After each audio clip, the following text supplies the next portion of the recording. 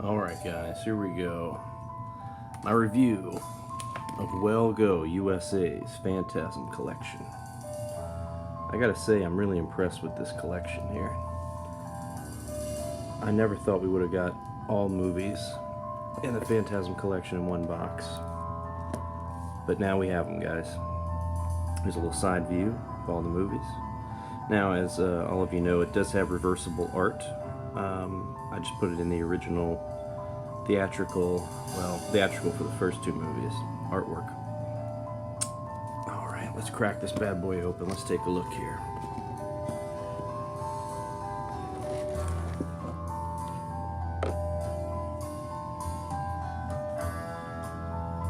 This movie looks awesome. They recently did a 4K restoration of this movie from the help of J.J. Abrams. Coincidentally, he was looking to have a screening of this movie, and he asked Don Coscarelli, and Coscarelli said, "I don't have a good print of this movie to show." And that's what prompted him to get his team together at Bad Robot, and they went ahead and did a restoration. It looks amazing. So if we look at the features on here, it does have a new audio commentary by Don Coscarelli, Paul Pepperman, and Roberto Cusadera. Of course, it has the original commentary by Don Coscarelli, Michael Baldwin, Bill Thornberry, and Angus Scrimm. They do have a Graveyard Cars episode that was done recently, along with all the other features that were found in the original Laserdisc for you oldies out there that like the old format, along with the MGM DVD. Really, really great. I'm glad that they went ahead and offered the theatrical poster as a reversible art. As you can see, originally the spines were numbered, which I think is really nice, but nothing beats the original theatrical artwork of Phantasm. So the features are great on here, guys. I'm glad they offered something new in this movie. I am a little disappointed that there's not a new documentary on this first movie. I think it's lacking that they don't have one. So let's move on here. Phantasm 2. Not my favorite, but probably my favorite sequel. I've always had a soft spot for Phantasm 2. There's just something about this movie. I think it was because I saw the end of the last 20 minutes of this movie first before I saw the first Phantasm. That has a little special place in my heart, but it's filled with special features. We have the audio commentary by Coscarelli, Angus Scrimm, and the man, Reggie Bannister, along with a documentary on the movie, and a few other little documentaries, behind-the-scenes footage. Wow. Rare Encyclopedia Britannica short film featuring Rory Guy as Abraham Lincoln, aka Angus Scrimm, because that was his name that he would, I don't know if it's his real name. It's the name he would use. Besides, I know Angus Scrimm isn't his real name, but if you guys look at the side here, you'll notice it does say Scream Factory right there. Now, the only thing that's different about the Scream Factory release and this release here is the disc artwork. It's the exact same disc.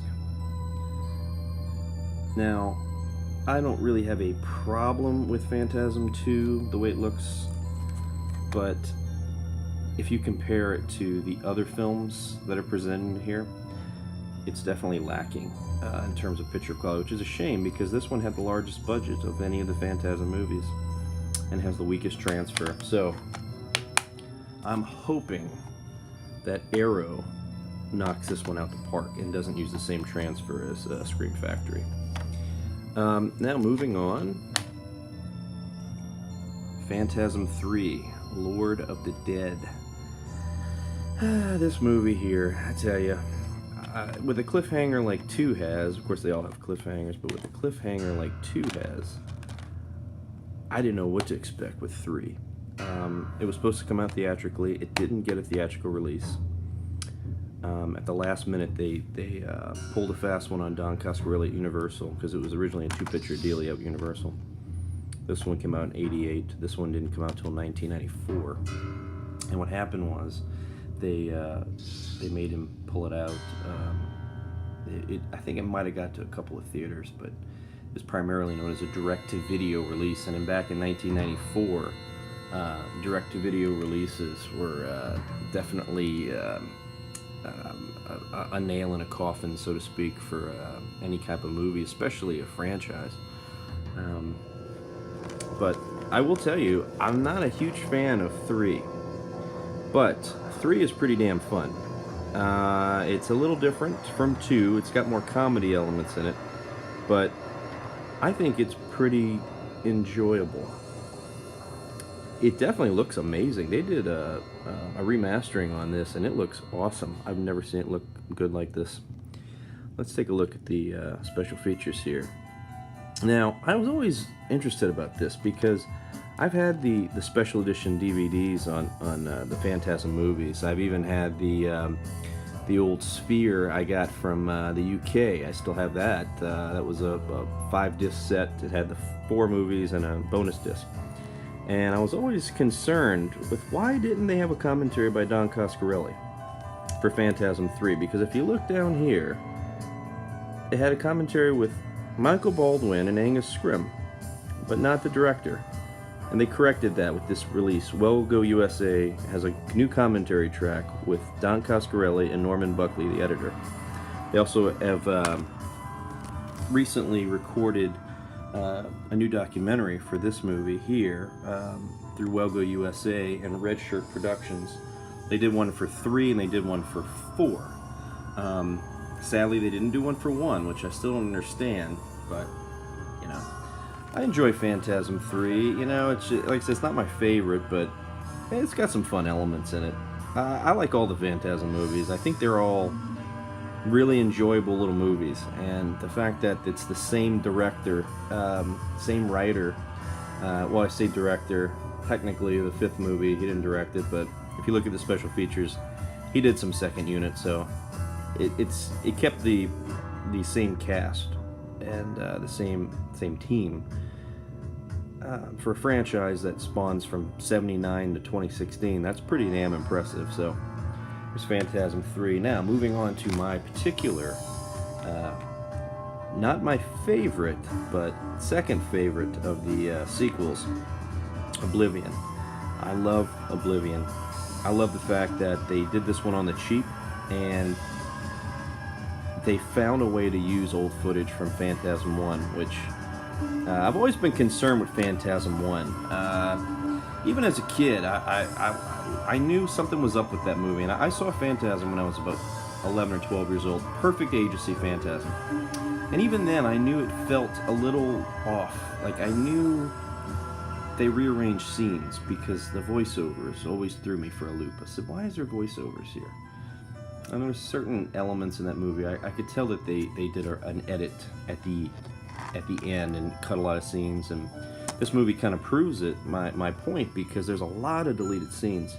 And what they did was Don Coscarelli used those deleted scenes, and because the budget was so cheap, he used those scenes and wrote new scenes that basically you know, helped tell the story from unused footage from Phantasm 1, and it made a really good end to the series. It bookends Phantasm 1. But let's take a look at the features here. We have the commentary by director Don Coscarelli, Reggie Bannister, and Angus Scrimm. Also, that new making of Phantasm 4, which is really nice to look at because Phantasm 4 has a really fun history. You know, a lot of fans know about Roger Avery's involvement. After he won the Oscar for Pulp Fiction, he famously said in an interview that he wanted to, you know, they asked him what was he going to do next, and he said he wanted to make the most kick-ass Phantasm sequel ever. And the guy actually wrote a really good story, which a lot of those elements end up in Phantasm Ravager. But originally he had this big idea of basically almost like I don't know, man, like a Mad Max Phantasm, and it would have been awesome. It really would have been something. And on this making of documentary, you can actually see a lot of the production stills and not production stills. I'm sorry, production art that they commissioned, and it looks really nice. So, really big fan of this one, and it looks great, by the way. This movie looks amazing in high def. They did a great job on this one. I'm very impressed. Oh, and as a side note here, this is the uncut version, and from what I understand, this is an uncut as well. So they're both uncut here. Now, moving on here, we have everyone's favorite Phantasm Ravager. You know, guys, this movie isn't that great, but one thing I do like about this movie is they ended it in a way I can accept. I accept this ending as the ending of Phantasm. The only problem with it is that it was done so cheaply. The effects look so bad. The digital effects look terrible. And it really ruins the movie for me. But the storytelling itself I really like. And I like how they end this series with this movie. The last, I think, 10 minutes are really impressive. I really like that, what they did with it. But it has, you know, a commentary here by David Hartman, the director, and Don Coscarelli. Had to have Don Coscarelli in there. There's a behind-the-scenes, deleted scenes with commentary. All-around great package. And this one does house the bonus disc, which, let's see if I can try to do this one-handed here. It's got the Phantasm bonus disc, which houses the Phantasmagoria documentary that came out from the UK, actually. It's in that Sphere set that came out in the early 2000s, so that's really neat. I've been reading on some of the forums on Bluray.com that a lot of people were concerned about this. I was lucky enough to get this a few days early, and I wanted to put this review out the night before, because I really wanted to look at all the movies and give a really good review on it, so people can understand what they're about to get. Because, I mean, Tuesday, no one's going to have time to film a review and actually watch the movies. So let's see here. If you leave the poster out, you're left with a nice little gap here. And the movies slide out pretty easily. So, really help, you know, keep the box nice and tight with all the Blu-rays in there. So just beware of that. There you have it, guys. There's my review on the Phantasm Collection. Awesome set, worth every penny. I'm just gonna go ahead and get a nice shot of the back, so you guys can pause the video and take a look at it. There's the Phantasmagoria. There's a few other little extras in there. Personally, I think this came out as a really nice package. I just wish there were more things for the first Phantasm movie, because, come on guys, that's the best one. I mean, there's something special about that movie, especially if you see it at the right age. I think it really sticks with you, and clearly it stuck with J.J. Abrams, because he made a point to have the movie remastered, and we can thank him and Bad Robot for how this movie looks, and I'm so happy with how it came out. I will be doing a second review on the Arrow video set, because I did order both, because I'm a Phantasm fan, and I had to have both because there are different features for both sets. And then I'll do a additional video comparing the two sets, so everyone can kind of understand the difference between the two and which quote-unquote is the better set, which WellGoUSA Phantasm Collection. And you know what, guys, if WellGoUSA grabs some other properties and can do the special treatment they did with Phantasm, I think WellGoUSA is going to be up there with Shout. I think they could easily do that if they get the right properties to be able to put some packages out with some movies. Thanks a lot for watching, guys.